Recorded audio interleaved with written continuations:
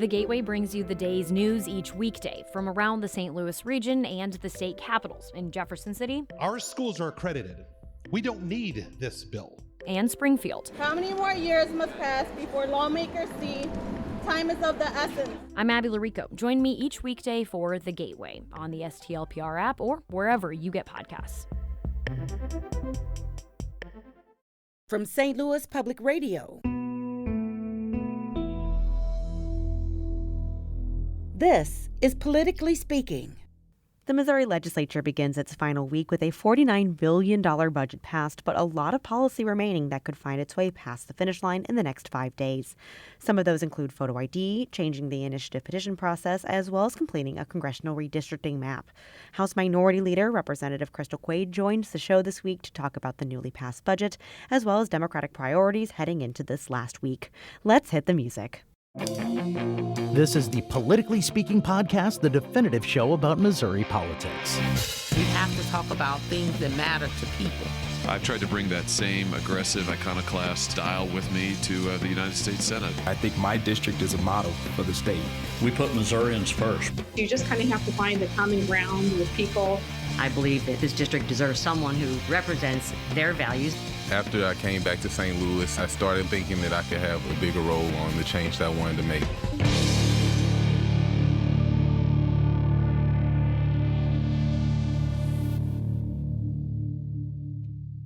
Welcome to Politically Speaking. I'm your host, State House and Politics reporter Sarah Kellogg. Joining me is my co-host. He is the political correspondent for St. Louis Public Radio, Jason Rosenbaum. And joining us in the Jefferson City studio today, she is the minority floor leader for the Missouri House of Representatives and represents the 132nd District, which consists part of Springfield. Crystal Quade. Thank you for joining us on the show, Representative. Before we get started, I'd love it if you reminded our listeners just a little bit about your district, where it covers and who you represent. Yeah, well, as of right now, my district is downtown Springfield, Missouri, and I have Missouri State University and then go to the northern portion of the city. After redistricting, I will change slightly where I will no longer have the university. It'll be mostly northwestern part of Springfield. So we are recording the Monday of the last week of session. In your opinion, how do you feel that the session has gone so far? The session has been weird. From the Democratic lens, it's gone okay, considering there have only been 6 bills that aren't appropriation bills that have made it to the governor's desk so far. So it's been going all right in terms of policy, but it has been, as I said, a very strange year with lots of contentions infighting with the Republican Party, and, we're interested to see how these final days will go. How do you feel that House Democrats have meaningfully contributed to the session?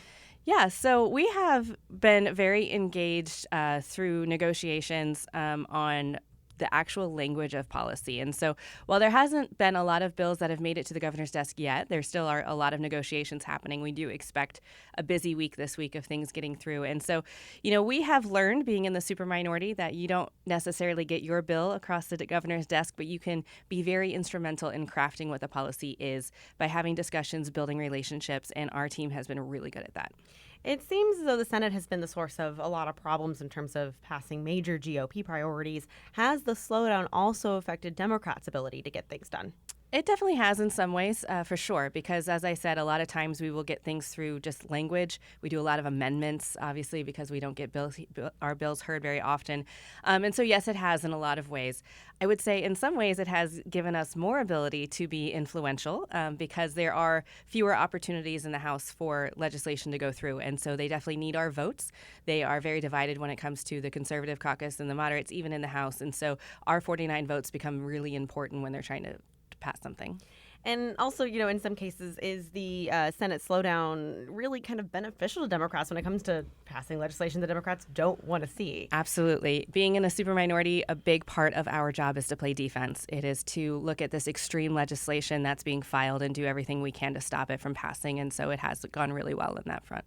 One of the big things that did get done last week was the state budget, which House Democrats generally supported. How did it get to a place where your members could sign off, especially when your caucus typically is critical on how the GOP crafts its budget? Yeah, this was definitely the first year that I voted yes on nearly every budget bill. I have never done that before, and I served on budget before I was floor leader. One thing I would say is because of the Biden administration, we have an influx of money. And so, as everyone has said, we have a surplus more than we've ever had. And so instead of playing defense, as I mentioned earlier, in the budget, where we have found ourselves in the years past trying to protect seniors or folks with disabilities or programs that we really, really care about, MoRX, these other things. We were able to actually be a part of the discussion in how we wanted to spend that money, doing teacher pay raises, fully funding school transportation, fully funding Medicaid, the things that we desperately have been fighting for years. The money was there thanks to the Biden administration to do that. I know we just talked about how the Senate has been the source of problems, but in budget discussions, teacher pay, public transportation dollars, the Senate, including Republicans at times, really advocated for positions the Democrats supported. I'd like your thoughts on how the House tackled this budget versus the Senate, in your opinion.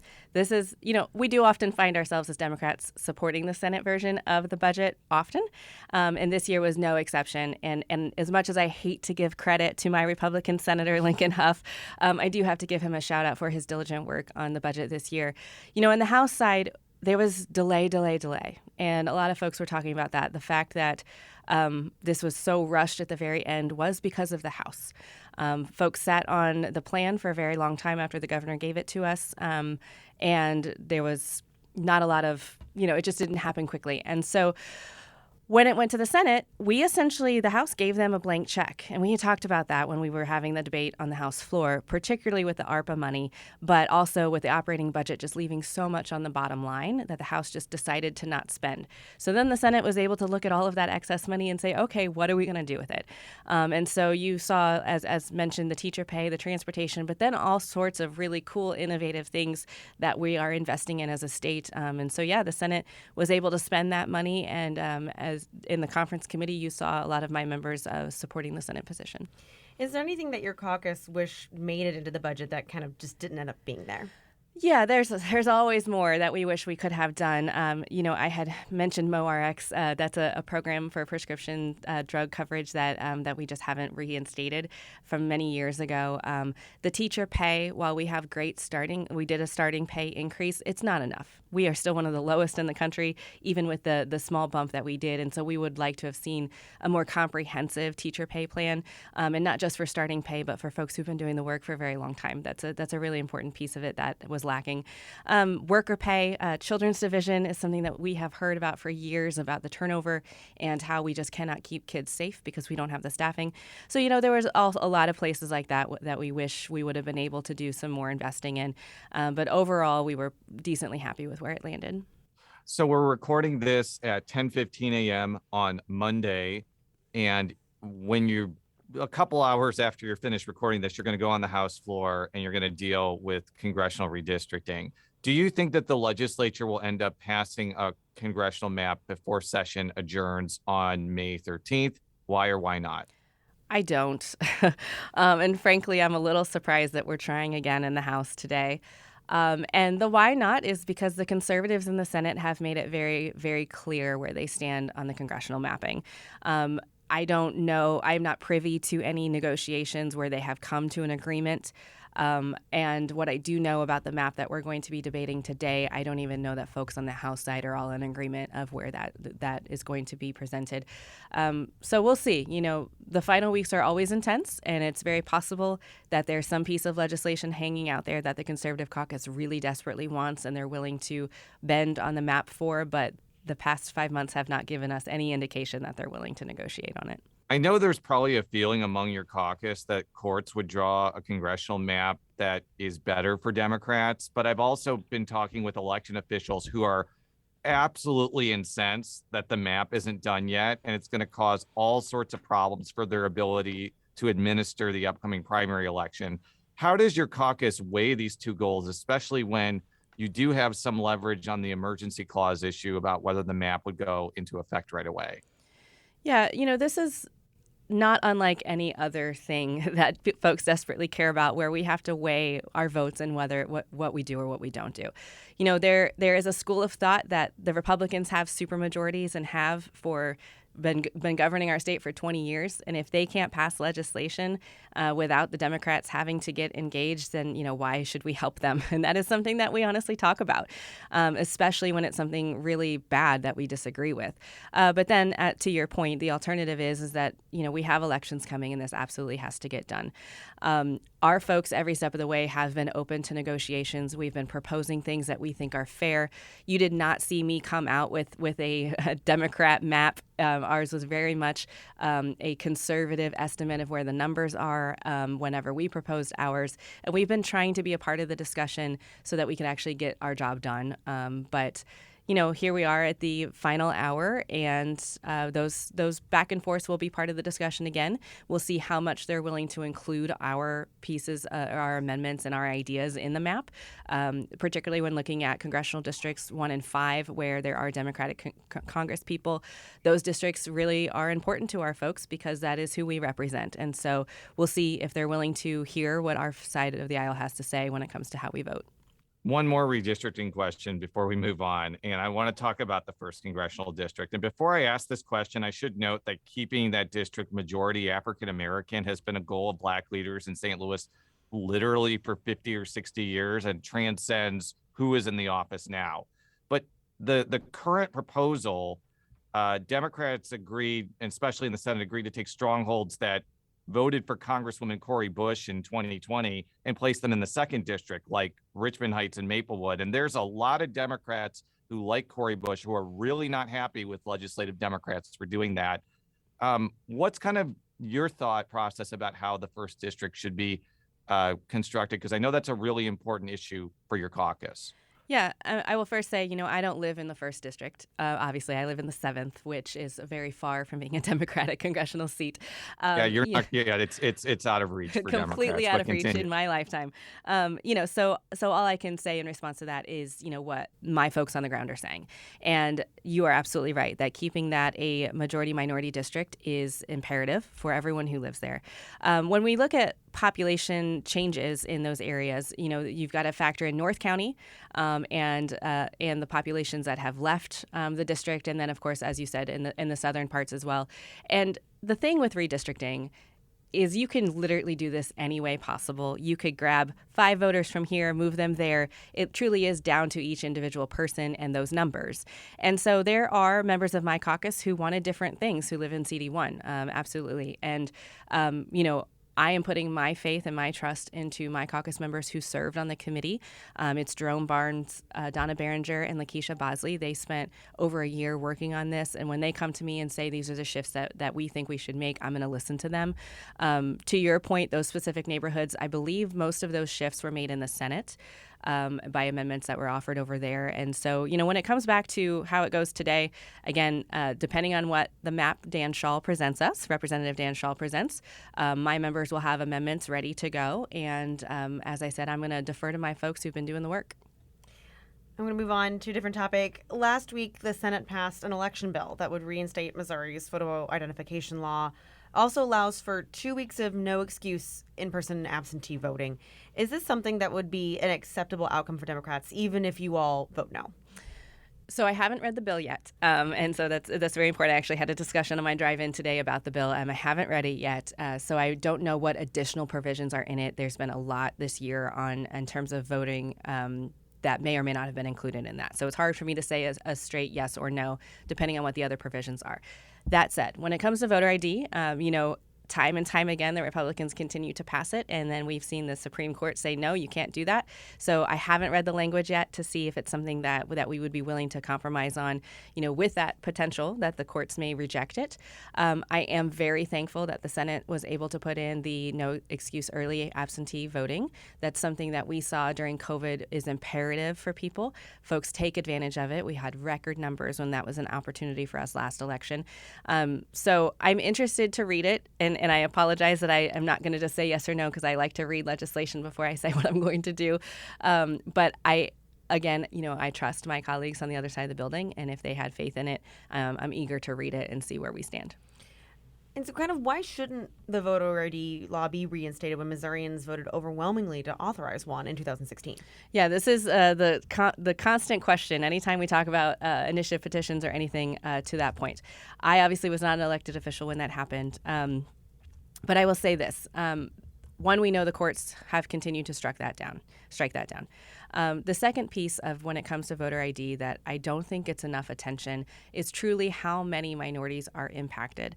When you look at numbers, and I apologize, I don't have them offhand, but when you look at the numbers in our state of who is impacted by not having an ID, we're mainly looking at seniors with fixed incomes, and we're looking at the black populations. And so when it comes to whether or not folks should have an ID, I know it's easy for people to just simply say, everybody's got an ID, they should just be able to walk in and it's no problem.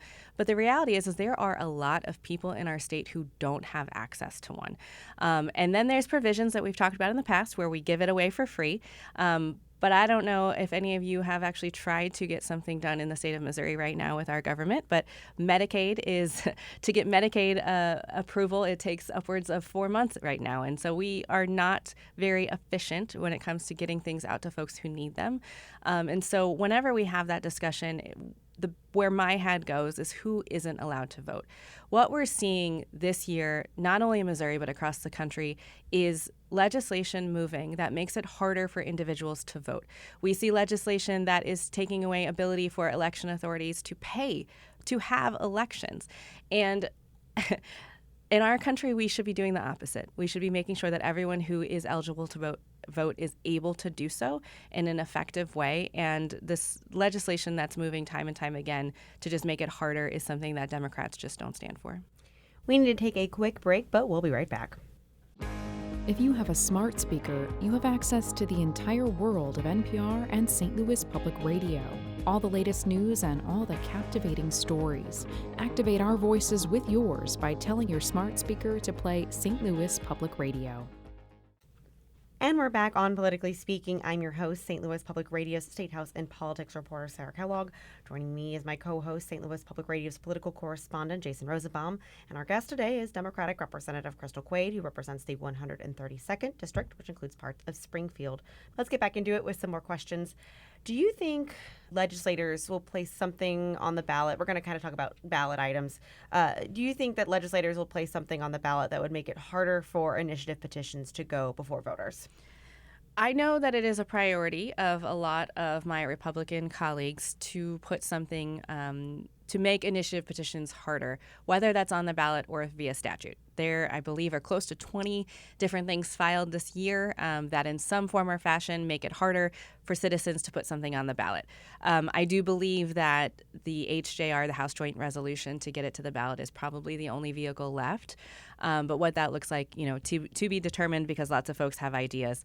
I will tell you outright that is something that we completely oppose as the Democratic caucus. I fundamentally believe that citizens should have the right, when their legislature is not doing something that they want them to do, or is doing something or did something that they disagree with, that they can hold us accountable, that they can go to voters and say, hey, Jeff said he did this thing. It's stupid. We don't like it. Let's undo it. And let the citizens decide whether or not we are doing our jobs appropriately. We have a really great... Oops, go ahead. Sorry. No. Yeah. What do you make of the criticism of the initiative petition process? They're just vehicles for well-funded interest groups to circumvent the legislature when they don't get their way. Like the adult use marijuana initiative seems exactly like that, even if you agree with the outcome. What do you make of that criticism, not only from Republicans, but by everybody in the legislature? I would say if that was a real criticism that folks in the legislature believed, we would be having discussions around campaign finance reform, and we would have discussions around how these things are funded. But that is not what we're seeing. We are seeing things on how many signatures need to be collected, threshold changes, but we are not having discussions about campaign finance. And so if folks want to, I'm down for that, because we look not even just with initiative petitions, but when you look at elections, when you look at what bills are passing and what isn't passing, and who is funding those, what lobbyist groups, and then which lobbyist groups those folks give money to, we could have a very, very robust discussion around campaign finance ethics. And so I wish that was the discussion at hand. There's also a measure that would allow Missouri lawmakers to effectively defund Medicaid expansion, as well as other parts of the state Medicaid program. Do you think that proposal gets stymied in the Senate, especially more than 100,000 people have signed up under the expansion? I'm really hopeful that that bill does not go anywhere. That's House Joint Resolution 117 by Representative Cody Smith. And I say that because I want folks to know what is actually going on here. The citizens, after over a decade of asking for Medicaid expansion, used the initiative petition process because the legislature wouldn't do it and passed expansion, and then it was upheld in the courts. And so this Medicaid expansion is the law of the land, and we've actually fully funded it in this budget. So I'm really excited by that. And so I think this conversation around taking health care away from people who are just receiving it is not just ridiculous, but it's unkind.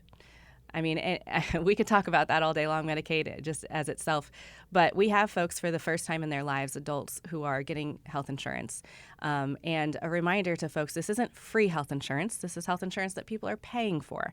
And so for us to be having a conversation after all of this, after all of these years, after all of the work and effort and the courts saying that this is the law of the land, for there to be a discussion right now to undo it is just ridiculous.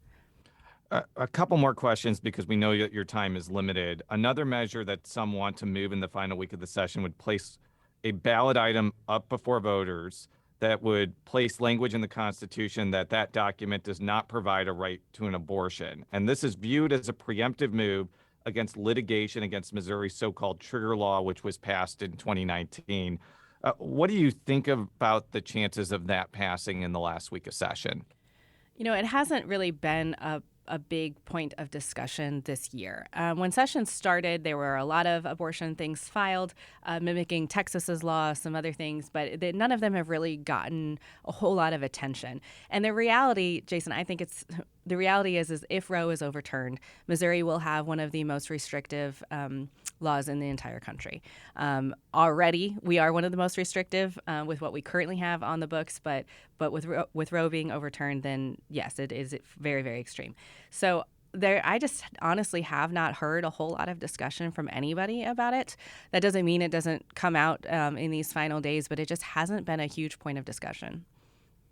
And one of the reactions I've seen from abortion rights activists in reaction to the draft that came out last week, that if abortions are basically banned in the state, with the exception of medical emergencies, women could still go to states like Illinois or take medication mailed to their homes to terminate a pregnancy. But there's been legislation to try to shut off both of those avenues that have not advanced yet, but may advance either at the end of session or next year. Is that the next fight for abortion rights proponents if the Dobbs decision overturns Roe v. Wade?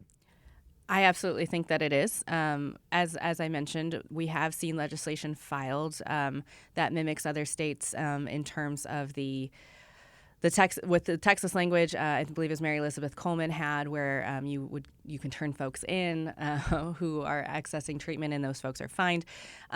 So yes, I think that it is definitely the next fight that's going to happen, and we need to be ready for that. But the reality is, as I mentioned before, in the state of Missouri, even with instances of rape and incest, you will not be allowed to get an abortion. And we have the clause of medical emergency, but it is not well defined. And so I want to say to folks that if Roe is overturned, we're not talking necessarily that all instances of a mother dying would be considered a medical emergency. I don't feel safe with the language that we have that would even be covered in all instances necessary. And so yes, we need to be prepared for that next fight. But the reality is where we are now in our state, because of the passage of House Bill 126 a few years ago, we are not going to have access to abortion coverage, even in cases of rape or incest. And that is the fight that people need to be talking about right now.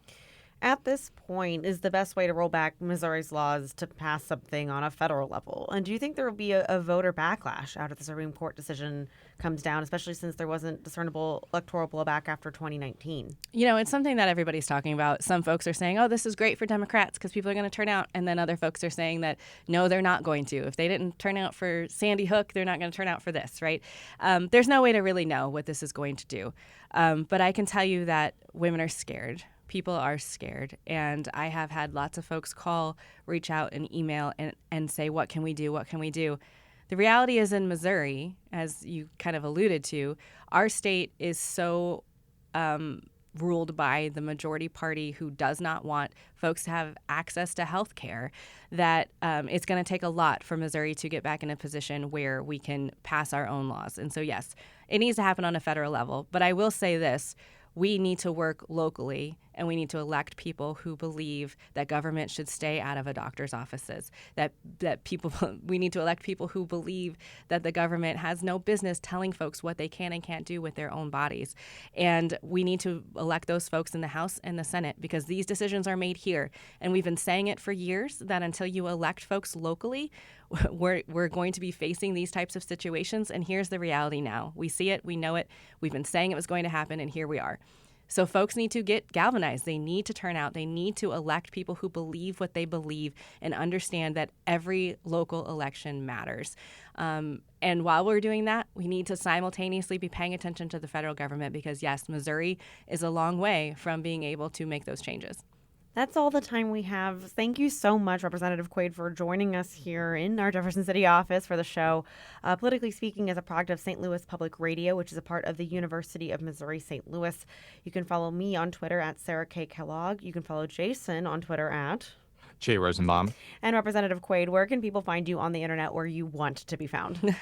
You can find me anywhere, but Twitter is Crystal_Quade. That's Quade. All right, until next time, so long.